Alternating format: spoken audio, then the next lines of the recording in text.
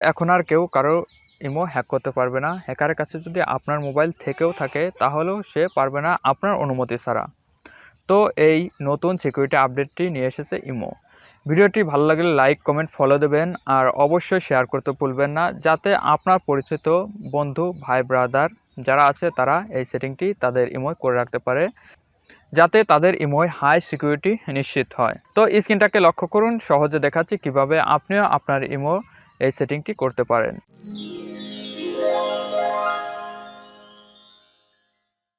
তো আমি আমার ইমো অ্যাকাউন্টে চলে যাচ্ছি। তো এখান থেকে যে প্রোফাইল আইকন আছে এটার উপর ক্লিক করে দিলাম এবং এখান থেকে জাস্ট সেটিংয়ের উপর ক্লিক করলাম। এখান থেকে অ্যাকাউন্ট অ্যান্ড সিকিউরিটি এই অপশনটার উপর ক্লিক করে দেবেন। এইখানে যে ভয়েস প্রিন্ট যে অপশনটা আছে এটার উপর ক্লিক করবেন এবং এখান থেকে স্টার্ট রেকর্ডিংয়ে ক্লিক করবেন।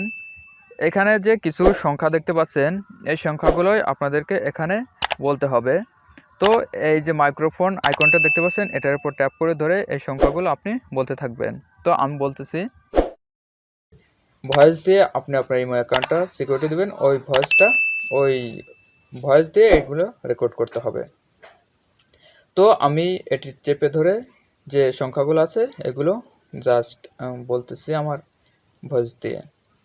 তো আমি এটি চেপে ধরলাম এবং বলা শুরু করলাম, 91749235।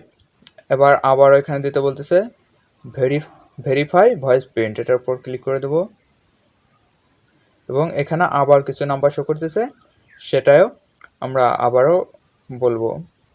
তো এখানে আপনাদেরকেও দুইবার দেওয়া লাগবে, প্রথমবার হচ্ছে আপনার রেকর্ডিং, পরেরটা আপনার ভেরিফাই করার জন্য। তো আমি আবার এটা চেপে ধরলাম এবং নাম্বারগুলো বলি, 78009235। তো দেখতে পাচ্ছেন ভয়েস প্রিন্ট ম্যাচড, অর্থাৎ আমাদের অ্যাকাউন্টটা সিকিউরিটি ডান। তো এখান থেকে ওকেতে ক্লিক করে দিলাম। আমাদের ভয়েস প্রিন্ট দিয়ে আমাদের ইমোটা সিকিউরিটি দেওয়া সম্পূর্ণ হয়ে গেল। তো আজকের ভিডিওটি এই পর্যন্তই, দেখা হবে আবার নেক্সট কোনো ভিডিওতে। সে পর্যন্ত ভালো থাকবেন, আল্লাহ হাফেজ।